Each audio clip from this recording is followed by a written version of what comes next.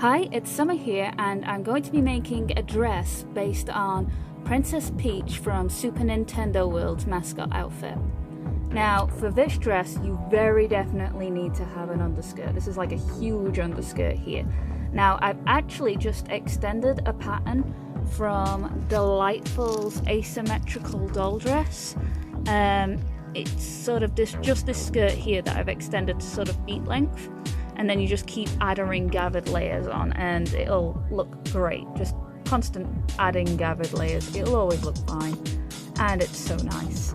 You could also alternatively use this pattern by Requiem Art Designs. Just the skirt pattern here in the Kewpie Lolita dress. For the skirt section of the actual dress, I mean, look, it's massive. Just in comparison to the actual doll herself. Yes, I have actually completed a Princess Peach doll.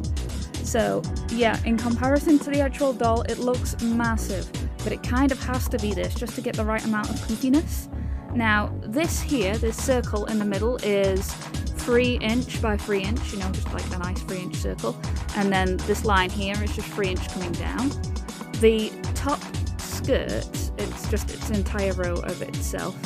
That is 15 inch across here, so 15, 15. And the one underneath is actually 18, so it's 18. And I have hemmed these. That took forever. That honestly just took a lifetime just to hem these. It was so boring. Oh my gosh. So yeah, I have got the skirts ready. It's now time to actually start work on the top of the dress. Now for the top half of the dress, I'm actually going to be using the Delightfully Standard Doll Dress pattern. Now this one's a little bit wider in the hips, but that'll be super necessary because of the amount of gathering which is going to be happening, and also we're going to stiffen it up a little bit. I've cut it out in cotton to begin with because satin is a pain to work with, so I kind of like to back it. To be honest, I cheat here and I glue it to the back. And I've cut out 2 fronts here. This is because I'm basically just going to cut out the top light pink design and I'm going to cover it with my light pink fabric and then glue it on top of the actual top design.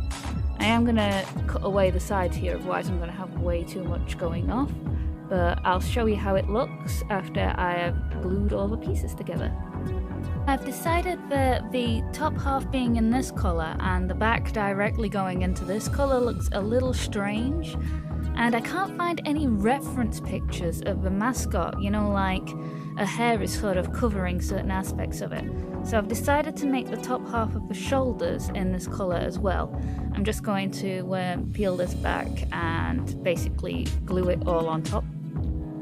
I find a trick is not to worry about things looking exactly like the real life thing. The Monster High proportions are so radically different from what any kind of person's body is actually going to be like.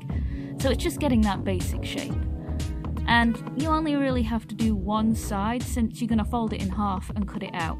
Don't try to get it to the bottom. You're going to lose about not quite ½ centimeter in the gathering when it's done. I've glued all of the pieces together. You can see it has like a nice neat edge over across here and around here. Also, I have cut away the excess parts so I don't wind up with too much going off in the seam or across the gather line here. I'm now going to use some Fabri-Tac or just any kind of fabric glue really to go around the outsides here because these will fray like crazy. For the sleeves, I'm going to cut out 2 squares at 3 inch by 3.5 inch.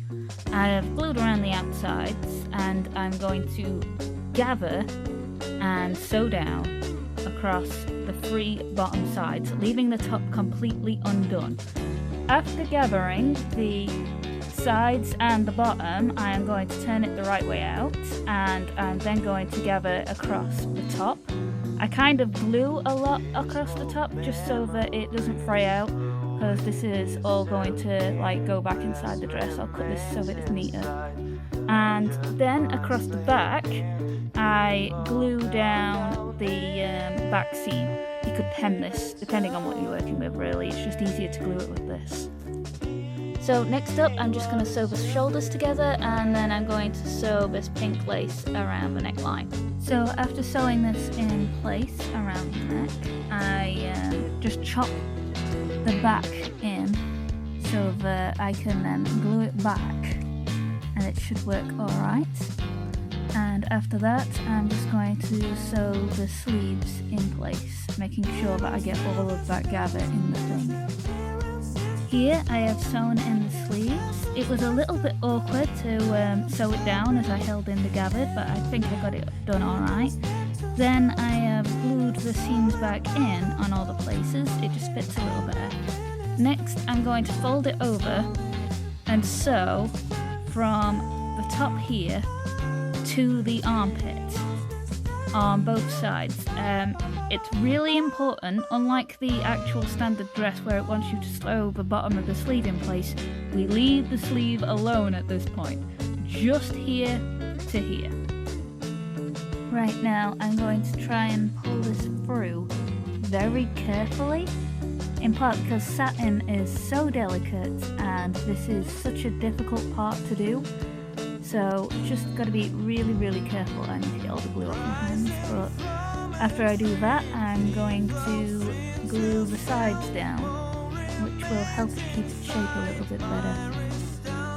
Okay, so the sleeve is a bit slacked down, and it's just a really simple quick fix. Probably I didn't need to put as much pink fabric in, but I just shove this into the hem of the sleeve, and just give it a tiny tuck and a little gather and just jam it back up, and then suddenly we've got cute puppy sleeve. So I normally leave this to last thing, but I'm actually going to sew the fastening on now so that I can see the exact sort of point where I need to have the centre back for the big pink poofy things. An important thing to note about this is you need to kind of leave a huge chunk at the bottom, because there's going to be so much gathering involved, and then all of that is going to go back up, so about that much, maybe about a centimetre off the bottom with no fastening. So here's where we're at so far. You'll notice that I've put the Velcro super high up on the back because this is all going to be gather space. One of the great things about this outfit is the fact that it leaves quite a bit wider here, because there's going to be a lot to be gathering in here. Now, in order to make the next stage, which is these two side poofy bits, I'd really love to know what they're called. I have started by making a mark across the centre on the front and the back, and I have cut out two circles which are 8" around. Now, what I need to do is I need to fold them in half, then I gather across the top.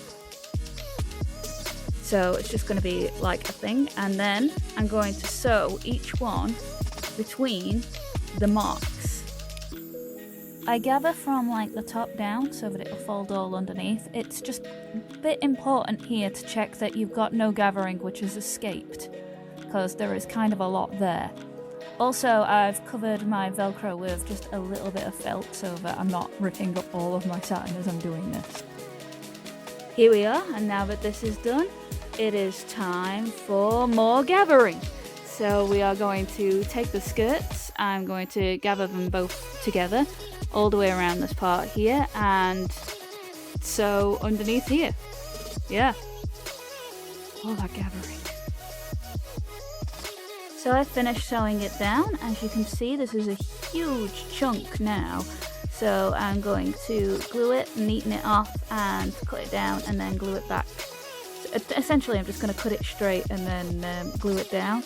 I normally not like to leave things so messy on the inside, maybe give it a lining or like just put some ribbon in. But with it having so much, it's going to bulk out the doll if I add any more.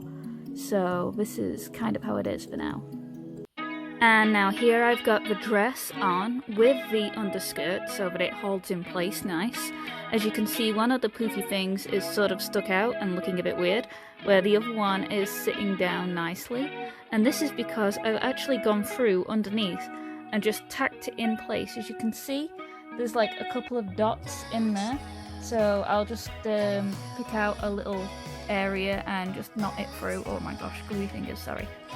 And that's what I'm going to do to the second one. And then I'm going to start adding her gems. For the gloves, I have this little piece here. It is 5.5 centimeters long, and it's just got a little hem across the top and bottom. I just literally put it to the arm, making sure that the point goes over the longest finger. Fold it over and sew it straight on. I can take the hand off and pull it over, and then turn it the right way around, and then get a little loopy around the finger, and it will be fine. For my crown and gem, I've cut out some foam foam. I'm going to stick some diamante type gems to it, and I'm going to glue some pins to the back of the crown so that it's on the inside. That way I've actually got something to sort of stick it down with. Now here's the crown all stuck together. You can see the pins all on the inside, and I've just gone through with a line of 3D paint to add a little bit of extra detail.